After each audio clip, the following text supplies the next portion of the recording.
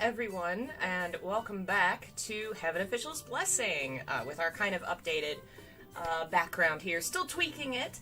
Two new books arrived yesterday that kind of fit the mood over here. One of them is I'm in Love with the Villainess, which is a Japanese light novel, a Yuri story I finished reading yesterday. It's super cute. It's fun, and it actually deals with, like, the reality of being gay, rather than, like, talking around it. The characters talk about it at certain points. Super cute. I enjoyed it. It was funny. The other one I got is called Roll Over and Die, which is set in a kind of D&D fantasy world. I've only read about a fourth of it, but it got dark. I'm interested to see where this one goes. We may read one or either or both of these eventually on stream, but for now we're going to continue Heaven Official's Blessing. No cat cam just yet, because someone tripped over the cord, unplugged it, and scared himself just when I was setting up, and I forgot to put it back together. But poor Bobby scared himself with it. So I will set that back up for next time. But we are going to continue reading Heaven Official's Blessing. Last time, a lot had gone down.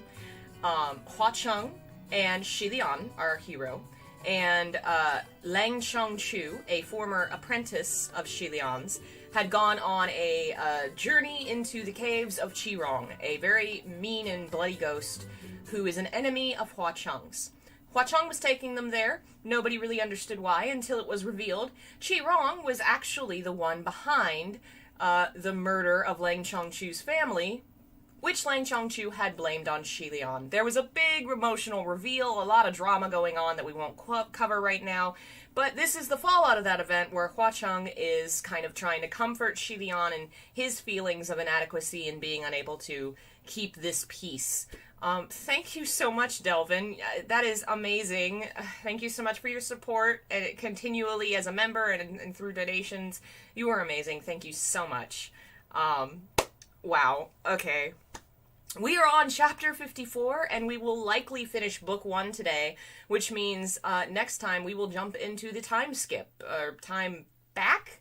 We're flashing back into the past to see how Xie Lian and Hua Cheng became a ghost and a god.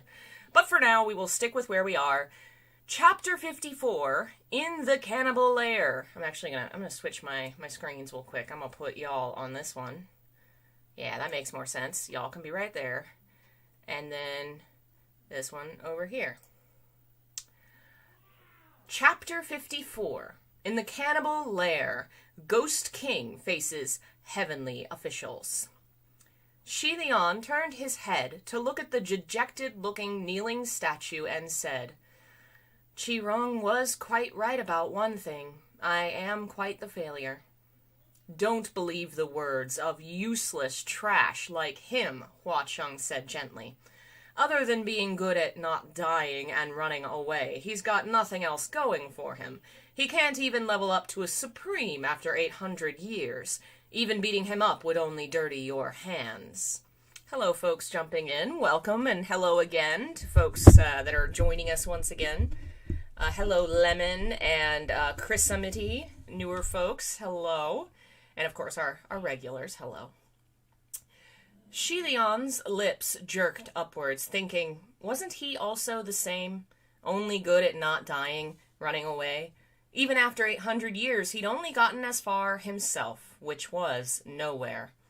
At first, when he saw Lang Chongchu as the martial god of the East, ranking as a high heavenly official, but still maintaining his old character, still straightforward, still falling asleep in boring meetings, he felt rather comforted, and yet from now on, who knows how things would change?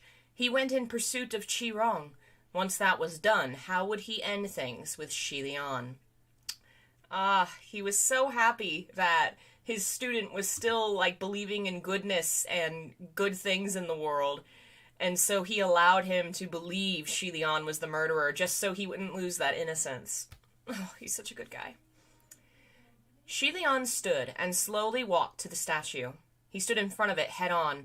The face was indeed exactly the same as his own, only it was carved in a sorrowful expression, face covered in tears, scrunched up and ugly. After staring at it for a moment, Xie Lian sighed and placed his hand on its head, pouring in a powerful force of energy. When he removed his hand, 2 long crevices crawled over the cheeks of the statue, and soon after the crying face broke apart. The statue collapsed and crumbled into small rocks, falling to the ground, never to be restored. When Xie Lian turned around again, his usual gentle and peaceful expression was back on his face. He rubbed his forehead and said, "Qirong's lair probably still has a lot of humans hidden. I'll go find them and release them." Hua Cheng stood up too. "Let's go." During the ruckus earlier, all the little green lantern ghosts in Qirong's lair had run away, and those who didn't were hidden in the shadows, afraid to come out.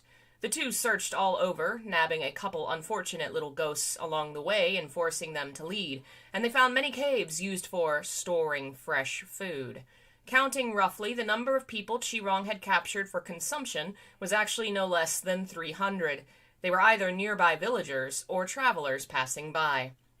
The 2 unlocked jail cells as they roamed, freeing all the detainees. With the task at hand, Xie Lian was able to change focus and calm down. Now that they were free, he also had the time to chat with Hua Cheng. He pondered at his words, but asked anyway. "By the way, Sunlong, I wanted to ask you about something." "What is it?" Hua Cheng asked. "How did you know that Qirong was the mastermind behind the Gilded Banquet?" Xie Lian asked. At first he didn't know why Hua Cheng had brought himself and Lang Chongchu to the Green Ghost's lair, but now he did. Hua Cheng's objective was to have Lang Chongchu hear for himself Qirong's confession to the whole Gilded Banquet scheme. "Qirong didn't know I was Fang Xin," Xie Lian said. "If he had known, he would have harassed me from the start. At the time, although I knew the old Xianli royals were plotting something underhanded, I didn't know it was Qirong behind it all. So how did you find out? How long have you known this?" "Not too long." Hua Cheng walked alongside him with his hands behind his back. "I've run into Qirong a few times and learned the kind of person he is. Qirong was of Xianli when he was alive, and regarded Yong'ang with deep hatred. He was good at the art of provocation, fanning fires and fabricating situations. Many of the major assassination plots of the Yong'ang nobles were all manipulated by him behind the back, but he hid really well." Xie Lian shook his head. "So he already had a history. Good thing he's good at hiding. If the heavens found out he had a hand in all those mortal conflicts, they would show him no mercy." Spilling blood at the Gilded Banquet was very much his style, Hua Cheng said. "So I had always believed the mastermind was him and the Gyoshi Fang Xin his lackey. But in the upper court, since Lang Chongchu identified you as the Gyoshi Fang Xin, there was no way Fang Xin and Qirong would be in the same boat." Xie Lian's steps slowed. It seemed that even though Hua Cheng wasn't present in the heavens, he was still very informed on what went on in the Great Martial Hall. And not just that, he was also very knowledgeable of Xie Lian's personal relationship with Qirong. Hua Cheng continued, "Nevertheless, I still leaned towards Qirong as the mastermind, or at least the one who started the whole thing. The remnant citizens of Xianli, after Lang Chongchu's father had ascended the throne, had received many improvements to their lives, and no longer thought of avenging their fallen kingdom. The only ones who couldn't let it go would be the royal family of Xianli. At the time, the only remaining descendant was Prince Anli. If Qirong wanted to instigate anyone into starting anything, it would have been him. Very conveniently, this individual randomly died of an unknown illness right after the Gilded Banquet. Was that not obviously suspect?" Xie Lian nodded, and Hua Cheng concluded, "So, he was more than likely killed, and the reason for his death had something to do with the Gilded Banquet. My first deduction was that it was the work of Yong'ang nobility, but nothing happened to the remnant citizens of Xianli, so it couldn't have been them. I thought about it and came to my present conclusion." Xie Lian smiled and was amazed. "So few clues, yet you could deduce so accurately." "It's not hard," Hua Cheng said. "You just have to know the main people involved well." "That's for sure, but in your deduction, there was a significant preamble I don't understand." "And that is?" Hua Cheng asked. "Why do you believe so firmly that the one that made the first move must be Qirong?" It wasn't that I believe he did. I just believed you didn't. Hearing that, Xie Lian stopped smiling. He was quiet for a moment before asking, "Why is that?" "If you had admitted to spilling blood at the gilded banquet using any other reason, I would have believed it was you," Hua Cheng replied. "The Yongyang king was sincere in his rule and loved by the people, yet Lang Chongchu said the reason you told him was, 'I couldn't stand seeing you in that position.' That was the model declaration of one overthrowing the crown. But if those words came from you, then it'd be a poor attempt at tarnishing your own name." Hearing this, Xie Lian puffed a laugh soundlessly. "Tarnishing my own name. Did you not think I might have harbored those thoughts deep down inside? Maybe I do have some resentments hidden?" "Thoughts are thoughts. You wouldn't have acted upon them," Hua Cheng said. Xie Lian shut his mouth. After a moment he said, "San Long, I'm not the person you think I am. Xie Lian closed his eyes and shook his head, as if undecided on whether to comment. Hua Cheng urged, "What? Tell me. It won't matter." Xie Lian chewed on his words, but finally said, "I just think it's best for people not to have too much hope in one another." "Oh?" Hua Cheng hummed. "And what do you mean by that?" "Don't think someone overly perfect," Xie Lian replied. "If it's just watching a shadow from afar and never having to interact, then whatever. But once acquainted and grown close, one day you'll end up finding this person was not what you'd imagined. Maybe even the complete opposite. When that happens, you'll be very disappointed." Hua Cheng disagreed. "You never know. I don't care if anyone else is disappointed. But to some, the very existence of a certain person in this world is itself hope." Although he didn't specify who some were and who a certain person was, his tone plain and casual like it was an offhand comment, Xie Lian's heart lifted. He felt light even. He paused in his step and couldn't speak. Some moments after he suddenly blurted, "Sun Long, who are you really?" Hua Cheng stopped too and turned his head to look at him. Xie Lian looked him squarely in the eyes and asked thoughtfully, "You knew who Qirong was, and knew the kind of person he is. You knew who I am and knew how to paint the God-pleasing crown prince. You seem to know everything about me. You know a lot. Maybe even more." Hua Cheng raised his eyes. "Don't I always know a lot?" Xie Lian shook his head. "It's not the same." His left hand held his right elbow while his right hand propped his chin. He looked at Hua Cheng in wonder. "I've always had the feeling that you're someone from my past and must have known me from early on. Maybe it was during my first ascension. No, maybe even earlier. Yet I really don't remember. When have I met a character like you?"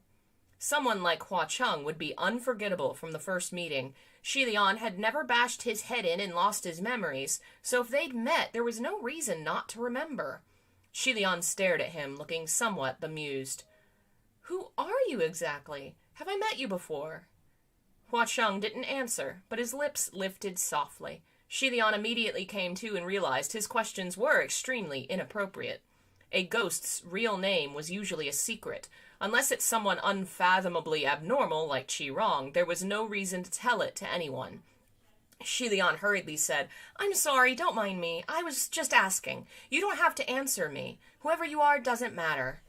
Just then, Hua Cheng's eyes squinted. Xie Lian realized he must have noticed something and turned his head back.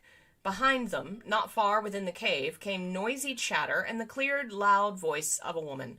"I told you! My powers are stronger in my female form, and my luck is even better, yet you still wouldn't let me. Do you see now? We rolled it right this time." It was Shi Qingxuan's voice. Xie Lian blurted out, "Lord Windmaster!" As he'd guessed, a white-clad lady cultivator came sprinting out of a cave opening, and her eyes lit up when she saw Xie Lian. "I found him! His Highness is here!" However, she then saw Hua Cheng standing behind Xie Lian, and her face fell immediately. She leapt backwards and flashed the Windmaster fan before her. Before Xie Lian had the chance to say anything, another voice of a man echoed from within the cave. "Did you find him? How are things?" The voice was coming closer, and soon the shadow of another appeared. It was Fen Xin. He had in his left hand a long black bow, and the moment he saw Hua Cheng, he pulled back the silver bowstring, high on alert. Hua Cheng chuckled and made no comment. Xie Lian hurriedly said, "Put away your weapons. We can talk this out." The four ran into each other on the narrow path of the green ghost's lair, 2 against 2. Feng Xin had the bowstring pulled fully. A string of spiritual light formed into the shape of an arrow within his right hand, and he aimed it at Hua Cheng. Feng Xin spoke first, his voice full of warning. "Your Highness, come here." Feng Xin's bow was gifted by Zhen Wu, named Feng Shen. It was a rather troublesome spiritual device. Xie Lian was afraid he'd shoot for real and rushed to stand in front of Hua Cheng, shielding him. But unexpectedly, Hua Cheng grabbed him from behind and pulled him right back. That pull startled the other two. Shi Qingxuan immediately raised his hand. "Oh, Hua Cheng! Crimson Rain Sought Flower, don't do anything rash. The burning of your Paradise Manor was an accident. If you're displeased, we can talk. The heavens can pay you back. His Majesty the Martial Emperor isn't that short on cash. Let go of His Highness and let's talk." Apparently the bow, it says here, the name translates to God of Wind. I love this. They're hinting that, Hua Cheng knows a lot. He's definitely somebody connected, but who? And we know so little about his past that it's really not possible for us yet to know. But we are about to jump into his past, and so it's the perfect setup for people reading this for the first time to go, "Oh, okay, eyes peeled. Where is Hua Cheng? who is here? Who is Hua Cheng?" And that'll be fun to find out. Chapter 55. In the Cannibal Lair, Ghost King Faces Heavenly Officials, Part 2. Xie Lian didn't know whether to laugh or cry, but was still immensely grateful. "Lord Windmaster, you're mistaken, actually." He wanted to explain that Hua Cheng didn't come looking for payback because of Paradise Manor, but Shi Qingxuan was throwing him guileful looks, as if telling him not to speak a word. Hua Cheng didn't argue either and raised his voice to speak. "I haven't even counted the whole incident with Zhen Wu setting a spy up under my nose, so there's nothing to talk about." Xie Lian finally understood. Shi Qingxuan could already see that Hua Cheng had no bad intentions, and all this was an act, using Hua Cheng's kidnapping him as him seeking revenge, so the heavens wouldn't talk and say it was Xie Lian who'd run away. Hua Cheng had understood Shi Qingxuan's intent too, and cooperated. However, Xie Lian didn't want to go this route. "All right, stop acting. He only came to the heavens to save me. Sun Long had good intentions, so why hide it?" "No more acting," Shi Qingxuan replied. "I already sent those 2 exchanges to the communication array. You don't understand. No matter how good the intentions, after being passed around, words will always end up becoming negative. So they might as well be negative from the start." "You get it," Hua Cheng commented. "Of course. Otherwise, how could I, the Lord Windmaster, be so popular in the heavens?" Shi Qingxuan preened. "General Nanyang, lower your bow." However, Feng Xin still had the bow pulled at almost full strength, holding his breath and not saying a word. Shi Qingxuan smacked him. "Put it down! Can't you see they're close? Nothing bad's gonna happen." Feng Xin said in a low voice, "Your Highness, the one next to you is a supreme." Seeing that his hostility wouldn't drop, his bow unlowered, Shi Qingxuan suddenly rammed herself into his arm. Instantly, Feng Xin's face paled, worse than if he were to see a ghost by a millionfold. He screamed, the shaft of the spiritual arrow dissipating powerlessly like clouds. He opened his mouth, and a long string of loud curses came out, distressed to the core. "What the fuck? What the fuck are you doing?" Turns out, Shi Qingxuan had used her bosoms to ram into his arm, the one holding the arrow. The blow had thoroughly terrified Feng Xin. Shi Qingxuan swung her whisk back, elegantly carefree, as if she hadn't done anything inappropriate. "I haven't even asked what you are doing. I just said that Crimson Rain Sought Flower came to save His Highness, and you still point at him with your arrow. If you want to fight him so badly, well, I won't help you." Feng Xin had already backed away 1,000,000 miles, looking like he would never approach her again. He cried in dismay, "Don't you dare do that! Ever again! Ever! Do you hear me?" Watching him avoid her like a snake, Shi Qingxuan, who was so confident about her ethereal beauty, actually felt rather depressed. Okay, I won't do it again. It's not like you suffered any loss. What's with that reaction? As if feeling she'd lost face, Shi Qingxuan changed back into a man and turned around. Hey, where's Chan Chu? To explain. Remember, in the past chapters, they've mentioned Feng Xin is really afraid of women. Point 2, to keep track of while we're reading in the past. Who is Hua Cheng, and why is Feng Xin afraid of women? Hearing his words, finally Feng Xin composed himself somewhat and looked around too. Xie Lian awed and said, "He's not in the communication array?"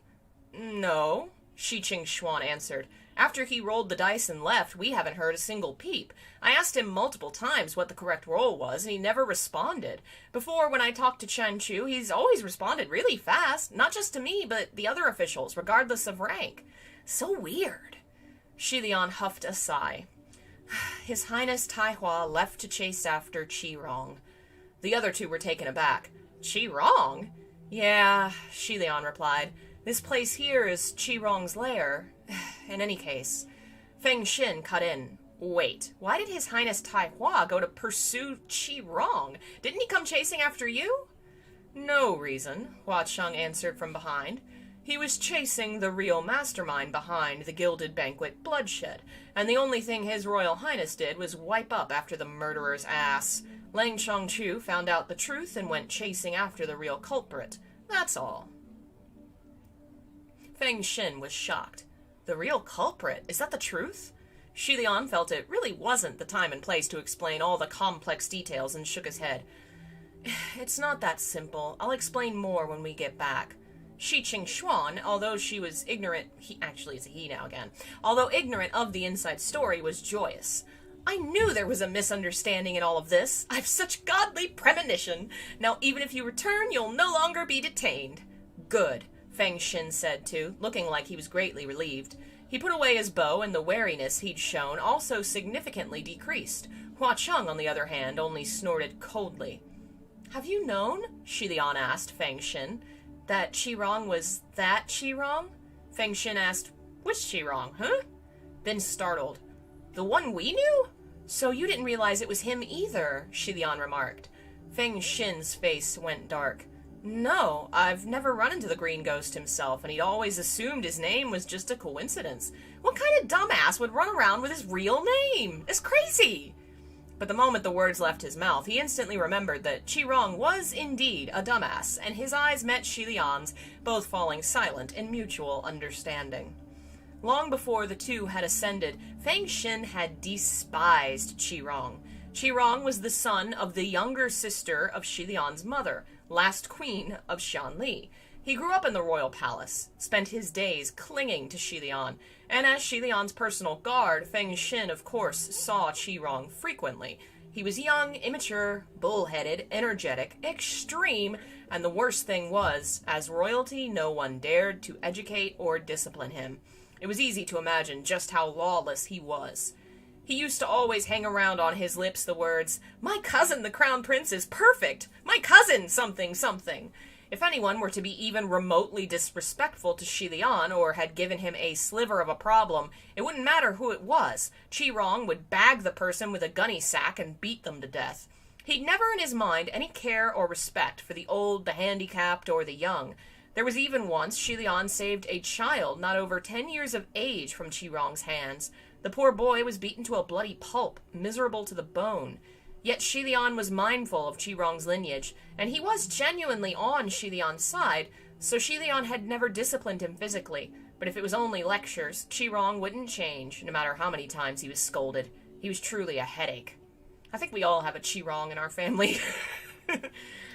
Feng Xin was a much more straightforward person, not as patient as Xie Lian, and constantly disputed with Qi Rong, disobeying his commands. And so Qi Rong also despised him, and would come up with new ways to get him in trouble, forcing him to run unreasonable errands. Moreover, after Xie Lian had ascended, Qi Rong became even more preposterous, burning such as if anyone were to spit before the palace of the crown prince, he would try and force burning hot coals down their throat. To prevent him from going too far, Feng Xin had to descend frequently to clean up after him. Truly aggravating. He'd always tell Xie Lian, "Xi Rong's gonna incite chaos one day." If it was really him, then it's no surprise he'd done it, Feng Xin said. Shi Qingxuan was curious. "What, do you all know the green ghost?" Xie Lian nodded. "He's my little cousin." Shi Qingxuan was shocked and crossed his arms. "Well, ain't that something else?" "He is quite something else," Xie Lian agreed.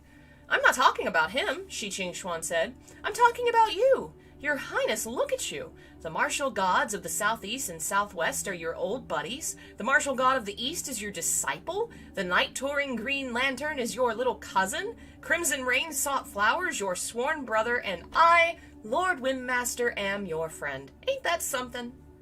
Xie Lian smiled, thinking Windmaster certainly had a breezy character befitting his title. The moment the wind blew, all the gloomy clouds dispersed. However, when Huacheng and Feng Xin heard Crimson Rain sought flower is your sworn brother, both showed a disagreeing position. Huacheng raised his brow and Feng Xin knitted his. Okay, to possibly interpret what that means, I feel like sworn brother is like when you take a vow to be like brothers, to be like family. I don't know everything, but I've seen it in some other books. So I think Huacheng might take offense at that, maybe, at being But then at this point in the story, he probably wasn't like, one day I'm going to... He's not like Binghe, who wants to date him from the beginning. He doesn't think he's worthy. So I really wonder why this moment pissed him. Maybe he doesn't think he's worthy of being with Xie Lian. I don't know enough about the implications of the term Sworn Brothers. Anyway. After a moment, Feng Xin turned to Xie Lian. "If there's nothing else, you'd best hurry back to the Heavenly Court. Many of the officials still have no idea what happened in that ruckus and are still waiting above. Jun Wu should be informed by now. You need to go back and give them a proper account." Hearing his words, Huacheng laughed aloud. "What are you laughing at?" Feng Xin demanded. "And here I was wondering at how straightforward you are. But turns out you like to beat around the bush, too." Huacheng said. "You just don't want His Highness to associate with the likes of demons and ghosts like me. Why not say so openly? Think it's not your place?" Xie Lian cleared his throat softly.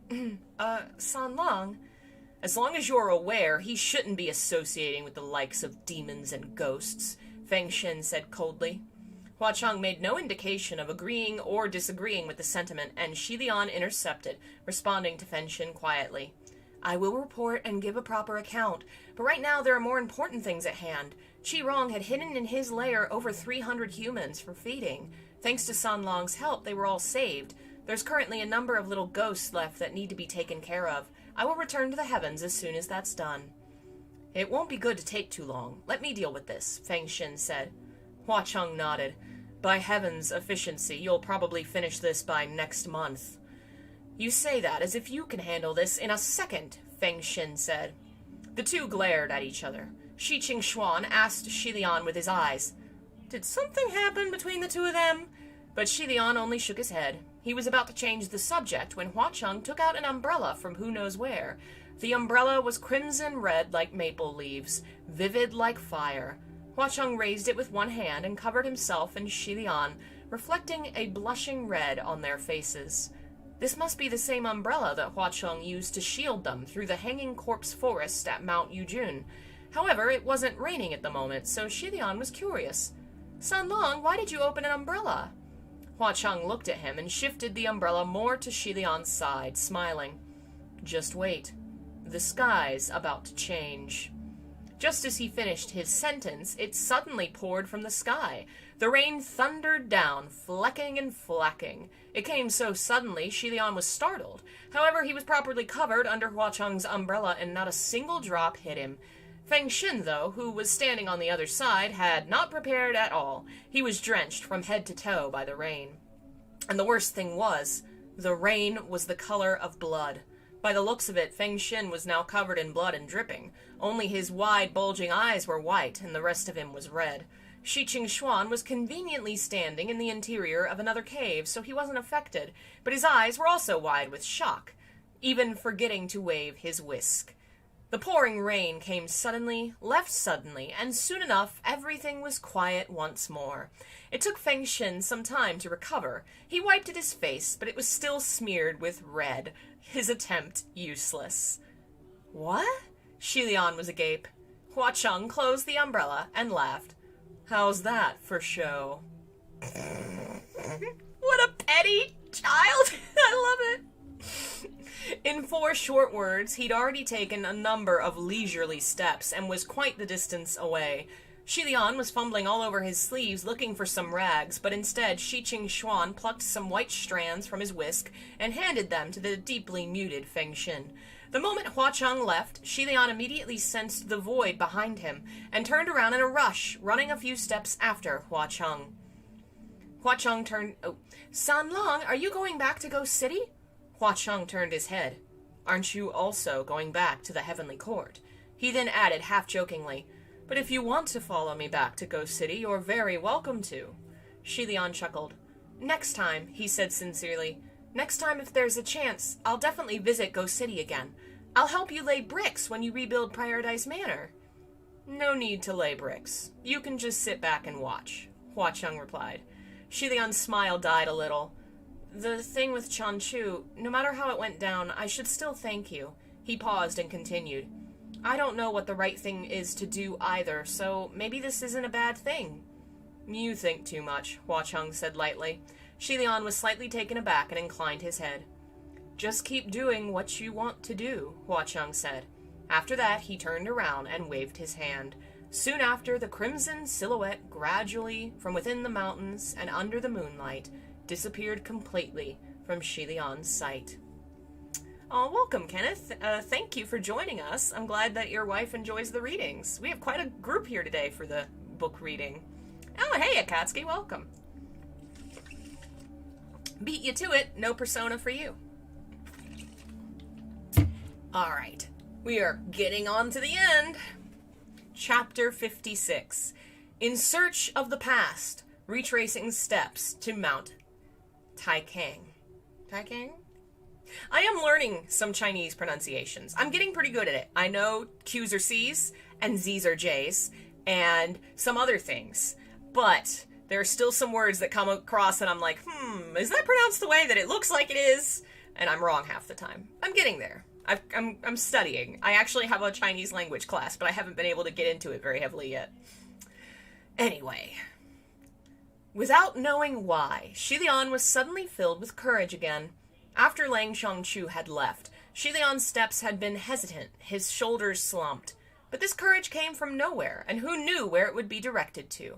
All that was known was that it had made him stand tall once more. He stood unmoving, and Shi Qingxuan approached, giving him a small pat on the back. What a guy!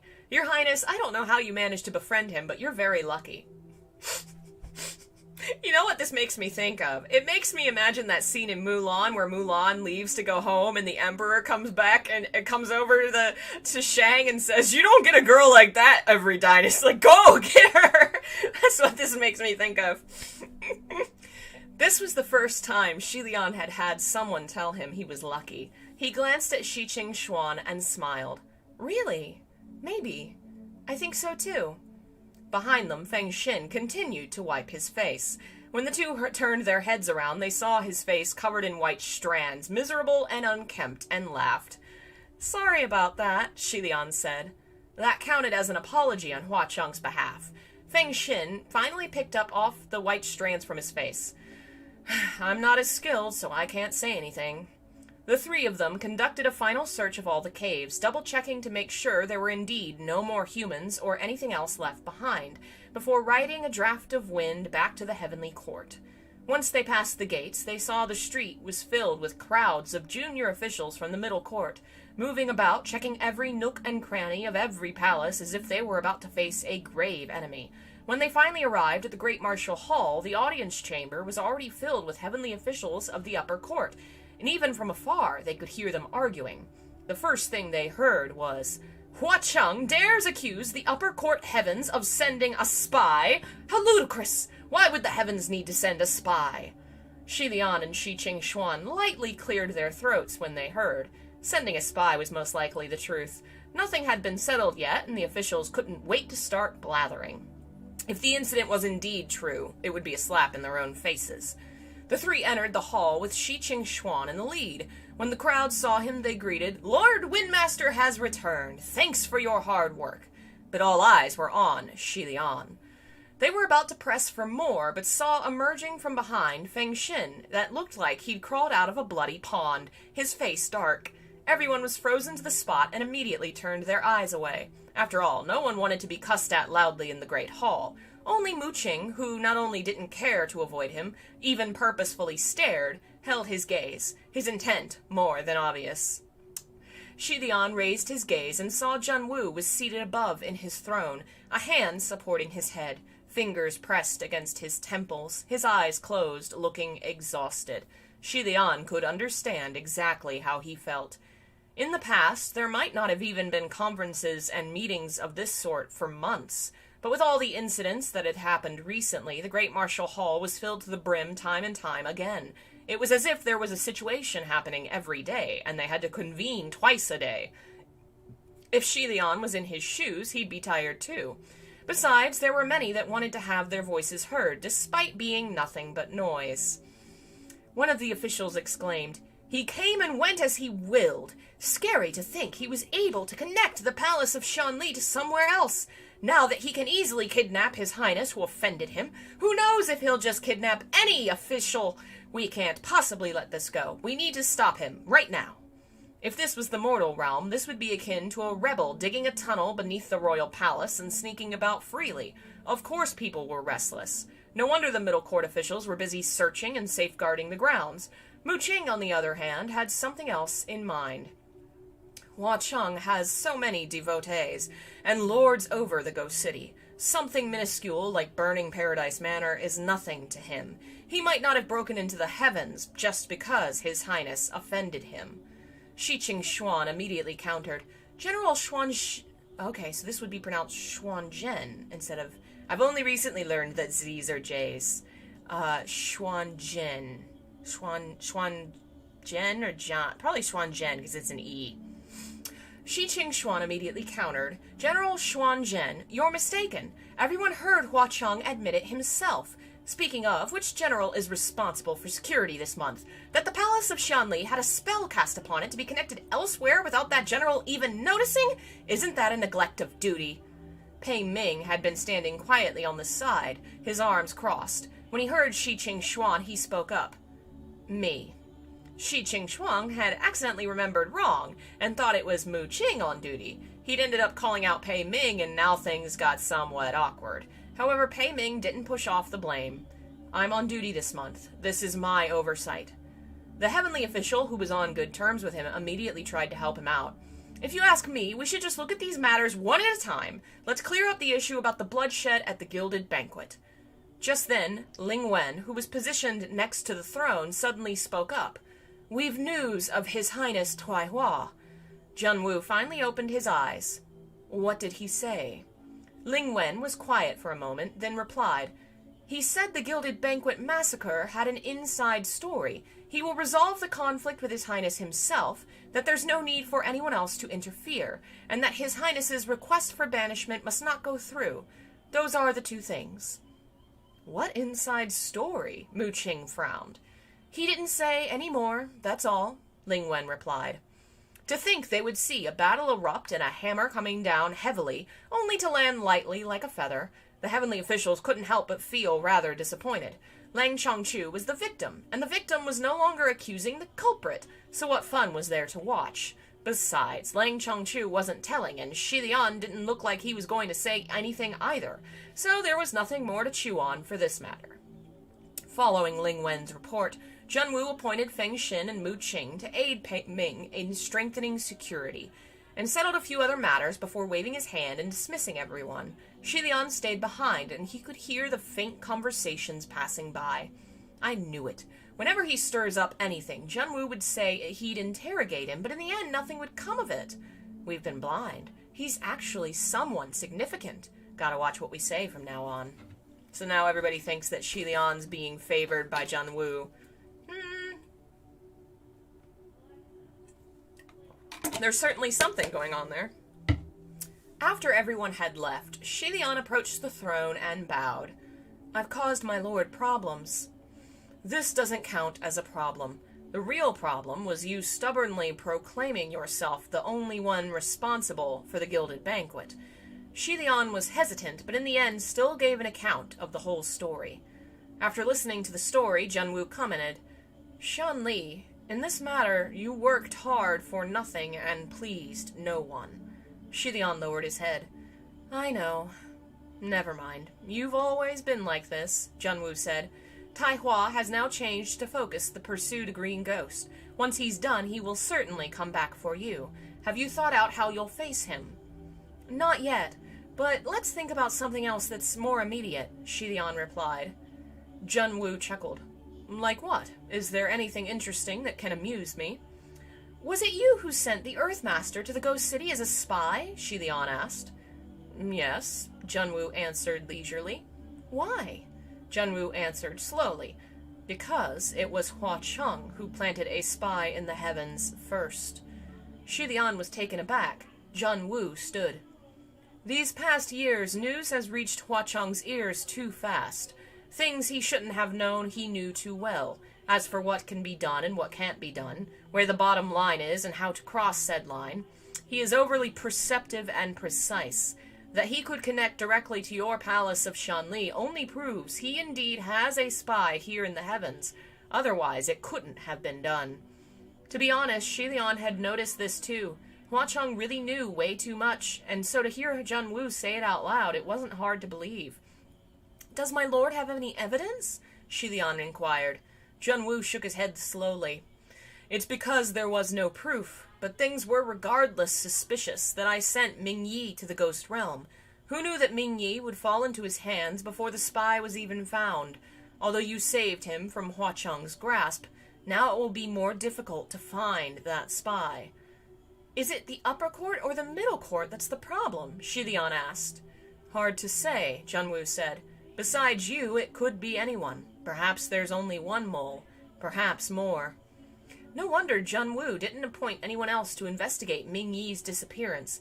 If it could be anyone besides him, Xie Lian couldn't possibly help but think.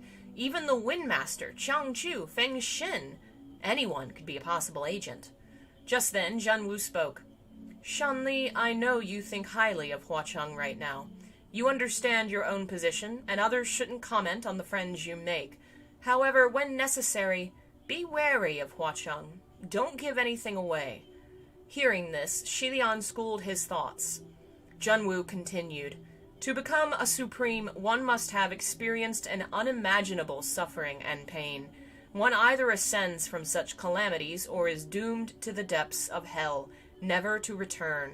The two supreme ghost kings that emerged from Mount Tonglu, Blackwater and Hua Cheng, are both far more terrifying than you think. Xie Lian lowered his head, neither agreeing nor disagreeing. Junwu said, I don't know what his objectives or directives are, but he knows the motives and movements of the heavens. That in itself is disadvantageous.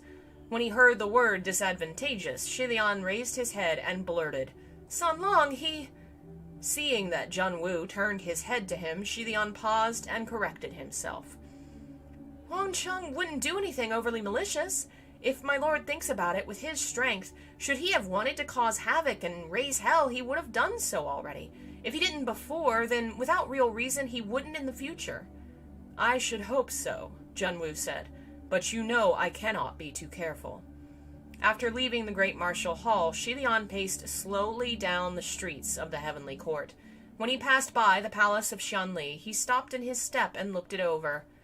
This was the palace gifted him by Junwu.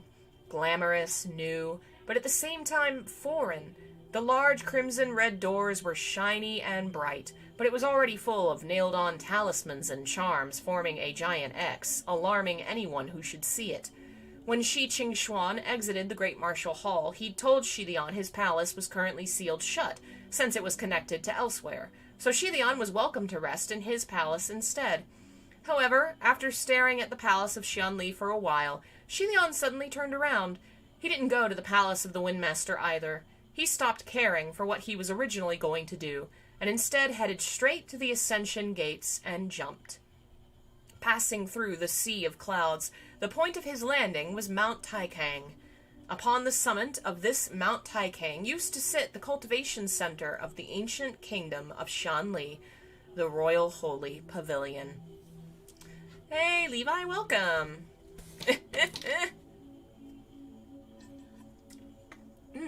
Aw, thank you, Daniel. Aw, I'm so glad you guys enjoy it. I have quite a lot of fun doing it. Let's see, where were we? The Royal Holy Pavilion was an impressive, expansive cultivation center. Its training grounds and temples covered the entirety of Mount Taikang, worshipping innumerous gods and immortals alike, scintillating and glorious. The main god worshipped was the martial Heavenly Emperor, and his golden temple was on the highest peak of the mountain. The Crown Prince Temple that once stood on the second highest peak also used to be magnificent and grand. 800 years ago, the flaming red maples that covered Mount Taikang were infamous, and within the crimson maples were endless crowds of devotees. However, when the kingdom of Xianli fell, the crowds of devotees became crowds of angry mobs, scaling the mountain to set ablaze the Crown Prince Temple. However, they ended up setting fire to the entirety of Mount Taikang, burning it down to nothing but blackened earth and ashes. The burnt earth, akin to ground seeded with the dead, seemed to become even more fertile. Afterwards, new seeds were planted upon the burnt earth and new trees emerged. A few hundred years later, the mountain was fresh and covered once more, but the red leaves were no longer. The scenery was very different from 800 years ago. C is read as TS. See, those pronunciations have confused me. Does the T... Yeah, like C... So, okay. So instead of K, it's S. So it's more like a S. So it would be Taisang? Taisang? Taisang? Taisang, I think, maybe. If it's like a sound. Song. Taisang. I'm sorry, I have to, like, practice it to get it in my head. Okay. When hiking the mountain in the past, there used to be a wide paved green path. On the path, one could see a pilgrim or a young trainee hauling firewood or water. Now this path was long gone. Rocks and debris, withered branches and sticks had covered its tracks, burying it deep underground. As Xie Lian climbed, he used only the strength of his legs, and when he ran into thorns or bushes, he'd take Feng Xin and cut them down. When he reached halfway up the mountain, Xie Lian felt fatigued and leaned against a dead tree, ready to rest. Suddenly, the black shadow of an object came crashing down from above the branches, making weird crackling sounds as it came rushing toward him. Dun dun dun! So he's gone back to the remnants of part of his old kingdom, mourning, clearly very upset about what's been going on. Xie Lian shifted his body and evaded the object.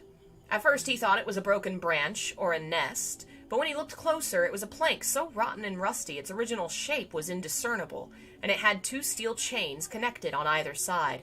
If it was anyone else, they might not be able to tell what it was. But Xie Lian knew immediately it was a swing. In the past, Mount Taisang had swings installed everywhere, both for fun and for training. Back when Xie Lian had only just started to retain memory, there was once when he accompanied his parents to visit the Royal Holy Pavilion to pray for blessings. He saw a group of young trainees sparring, flipping and flopping all over the swings. It was an exciting performance. The king and queen enjoyed it, and Xie Lian clapped and shouted his appreciation. The king and queen were so pleased they heavily rewarded the young trainees, and ever since the impression that cultivation was something awesome and fun was left deep in Xie Lian's heart. However, as for him formally entering the sect for cultivation in his later years, the reason was no longer because it seemed fun. After some rest, Xie Lian continued hiking. The higher he climbed, the thicker the bushes became, and every so often a critter would flash by, leaving behind a shadow of a bushy tail. There were a number of squirrels huddling in the trees, munching on pine cones, peeking at this uninvited guest.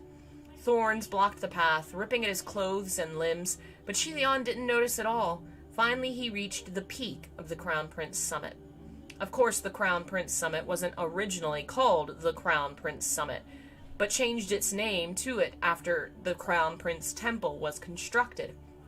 Amidst the bushes and weeds, there were still remnants of pebble-paved grounds here and there, traces of a large burnt foundation hidden.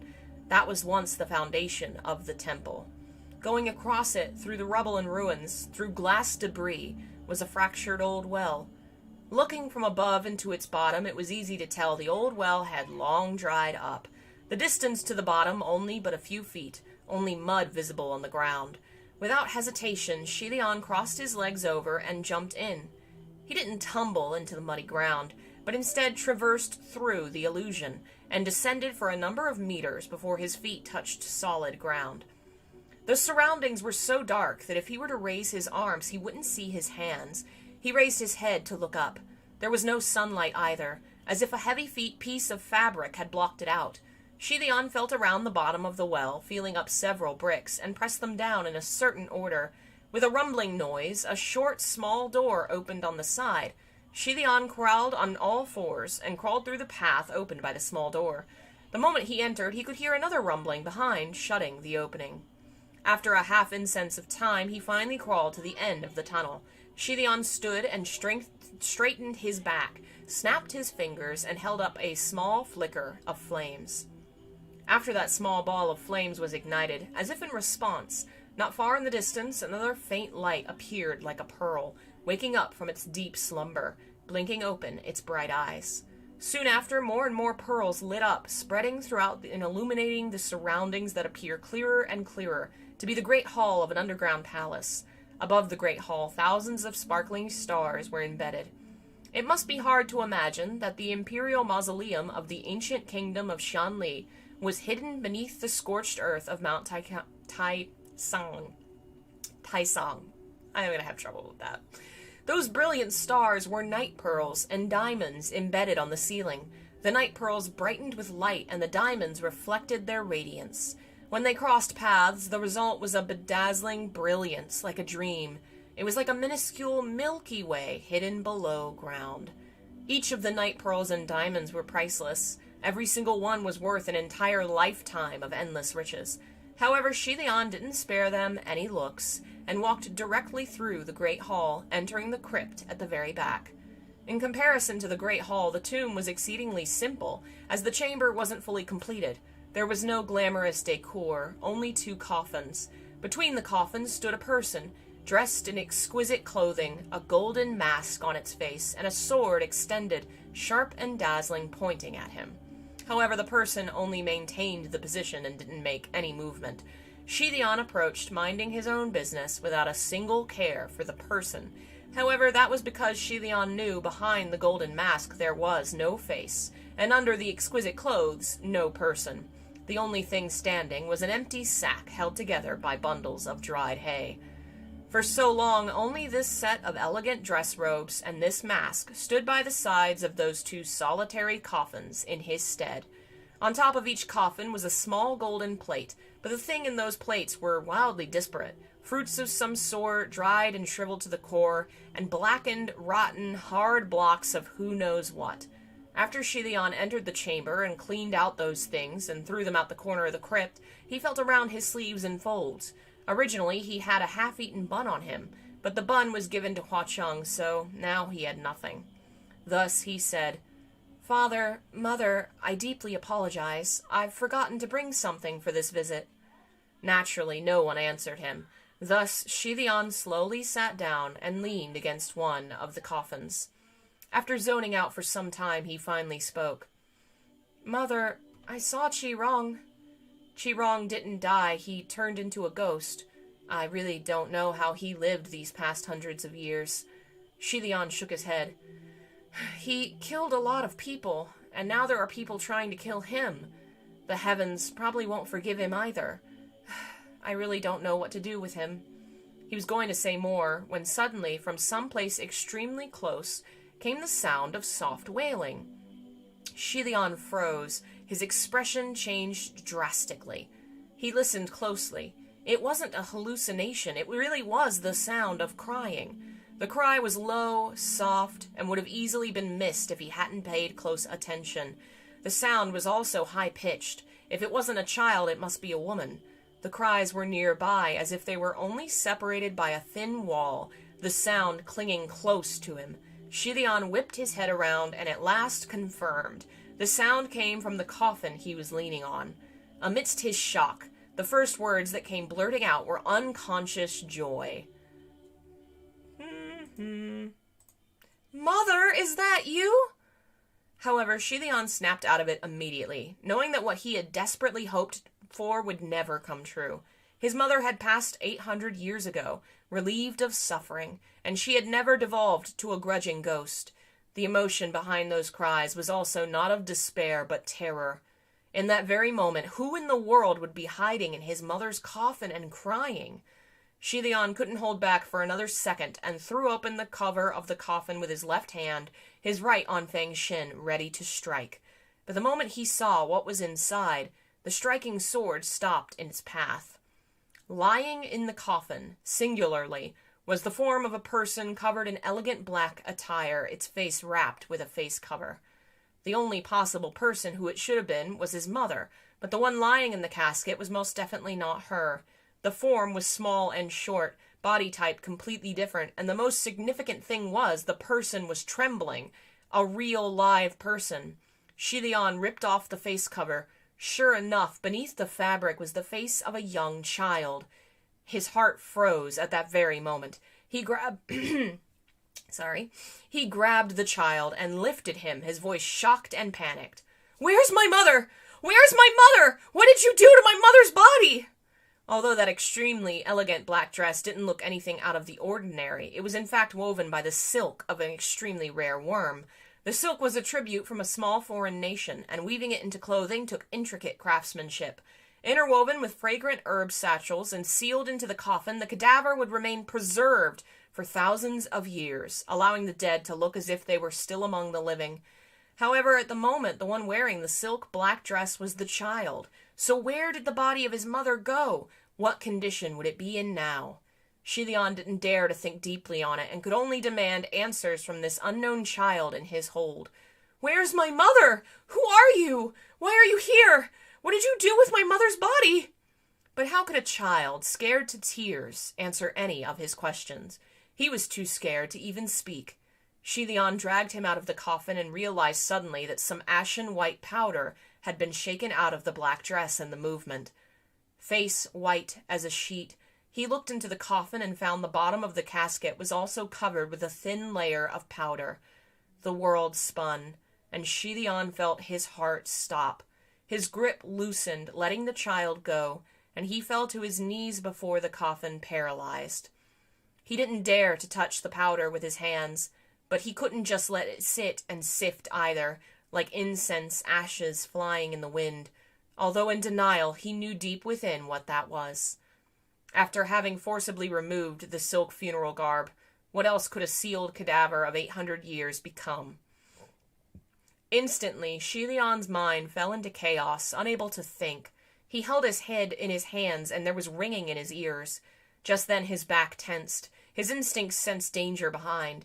He whipped his head around, his hand fast like lightning, and grabbed barehanded the blade of a sword. Someone behind his back had tried to stab at him, and the person was the stack of bundled hay. Turns out someone had long snuck in, dressed themselves in an exquisite attire, put on the mask, and disguised themselves as the lifeless haystack waiting for him silently. A loud clanging sound rang in the air, and Xie Lian broke the blade into two halves with his bare hands, face unchanging with the blood now pooling in his palms. In a flash he raised his leg and kicked the person in the abdomen, stomping them firmly into the ground. Within their chest, solidly pinned, the person grabbed at his boot and struggled, yet unable to move an inch, as if they were nailed to the ground. Xie Lian bent down at the waist and slapped away the golden mask with one hand, revealing the face of a young man. "Who are you?" Xie Lian yelled. "Grave robber? How did you get in?" Just then the child on the side cried, "Daddy!" The cry made Xie Lian finally remember. The man and child had looked familiar. Weren't they the pair he saved that Shirong almost cooked and ate back at the Green Ghost's lair? Xie Lian understood the situation instantaneously. He swung a punch like thunder at the man's jaw, roaring, "Shirong, get the hell out! I'm going to kill you!" The man laughed as he spat blood. "Cousin Crown Prince! Oh, what a joyous occasion! We meet again!" Although the face was different, who else could this insane laughter belong to if not Shirong? When he became formless, he possessed the young father. No need for further explanation. but after his material body was thrown into the cauldron by Lang Chongchu and melted, to avoid pursuit he must have used the chaos of everyone running for their lives to possess the young man, and came to the imperial tomb of Xianli. Otherwise, how could any commoner know the secret catacomb of Xianli royalty, and how could they have come here in such a short period of time? The child he brought along may have been for food, or maybe it was for hiding him in the coffin to divert Xie Lian's attention, so as to ambush him from behind. Qi-Rong held his face, looking wronged by Xie Lian's punch, and shouted, "Cousin, why are you so mad? It's not like you died from a stab wound." Thud, thud, and Xie Lian punched him again twice, his eyes red around the rims. "How had my mother always treated you? And you treat her like this? How could you to her body?" Qi-Rong humphed. "Auntie is long dead. That person's no more, so what difference do corpses or ashes make? The corpse only changed form. Isn't it still there? Here you are, tears and snot. Weren't you much tougher when you killed Xianli? Can't believe my good cousin actually has two faces." He then changed face and spat. "How could I treat her like this? You're the one to blame. Don't you even know how to reflect on yourself? This is all your fault. You, god of misfortune, have the gall to come cry at the imperial tomb of Xianli." Xie Lian stomped down hard again, and Qi-Rong screamed, spewing blood from his mouth.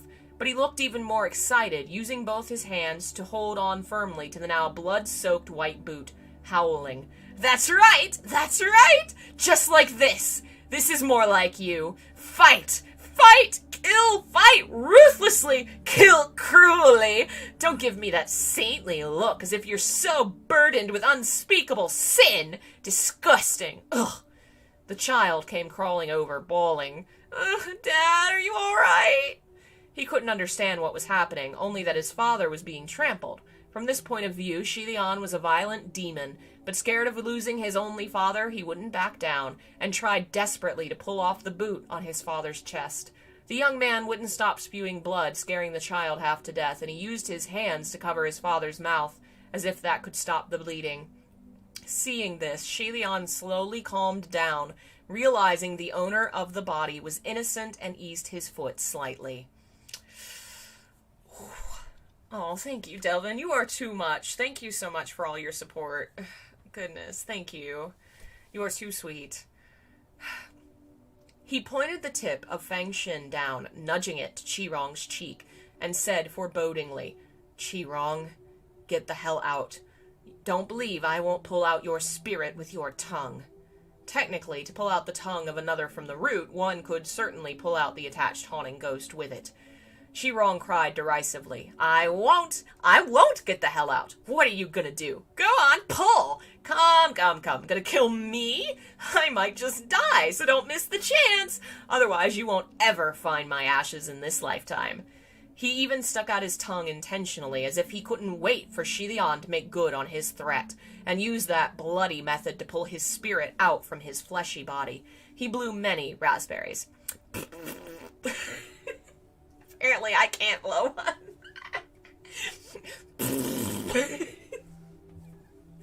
Sorry, tense moment. It's not like the person I'm possessing is anyone important, so why don't you? No one would know. No one would care. Your Highness's holy radiance won't be damaged. Look, I crumbled your mother to ashes. Aren't you gonna kill me? The child couldn't move Xie Lian's boots, so he hugged his leg and cried, Don't kill my dad! Don't kill my daddy! Xie Lian's breathing was becoming more labored, his head dizzy, body shaking, his hands itching to crush Qi-Rong's skull, but he couldn't do it. Qi-Rong spread his hands. Cousin Crown Prince, what a failure! What an absolute failure! Xie Lian picked him off the ground, raised his fists, and rained punch after punch on Qi-Rong's face, yelling with each punch, Shut up! Shut up! Shut up! Yet the more enraged he got, the happier Qi-Rong became. To be able to drag the both of them to the same hell, Qi-Rong was filled with rapture. His eyes shone brightly. See? There's your true face! Cousin Crown Prince, who knows you better than me in this world?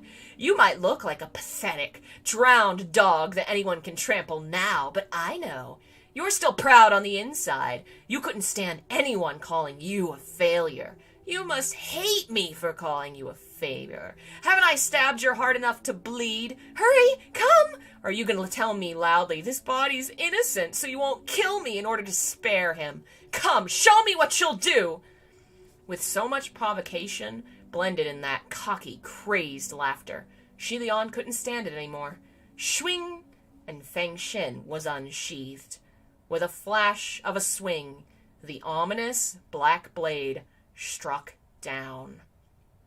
Book 1 end. Whew! That's the end of book 1! And even worse, not only are we ending on a chapter cliffhanger right here, we're ending on a cliffhanger for the story for a good while, because book 2 is the start of Jumping to the Past. So we will not follow up on these events for at least 30 chapters, I believe. It'll be a little while. We will continue next Wednesday. I think the music might have been messed up. It was supposed to be... Yeah, it doesn't look like it's alternating the way it was supposed to, so there may have been some pieces of silence. Sorry about that. I am going to spend some time fixing the music setup for next time, because it's supposed to be... Anyway, technical issues, but I will try and fix them. And the cat cam, because Bob got scared. Gandhi, you can come say hi while we say goodbye? Thanks for listening. If you like what I do and you enjoy it and want to support it, please check the links in the description. You can become a member for as little as 99 cents a month, or you can just make a donation through PayPal. All that kind of stuff really helps me out. It helps me to continue to be able to do this and update everything. Thanks to all of our current members who are in the chat and donators, like Delvin, who is amazing. Thank you so much. And Jeff and Daniel. All of y'all are fantastic. Thank you for the support. I don't know what we'll be doing for the rest of the day. Oh, Kohi Tantan, sorry I almost missed you. Thank you so much for being here. I'm gonna go pay attention to my news for a little bit, as much as that sucks, but I'll let y'all know what the schedule is. Tomorrow should be more Silent Hill. Hopefully books will be coming soon. The Silent Hill 1 book is approved. The paperbacks are on the way. I will let y'all know when they're available. Thanks again for watching, and I'll see you guys next time. Bye.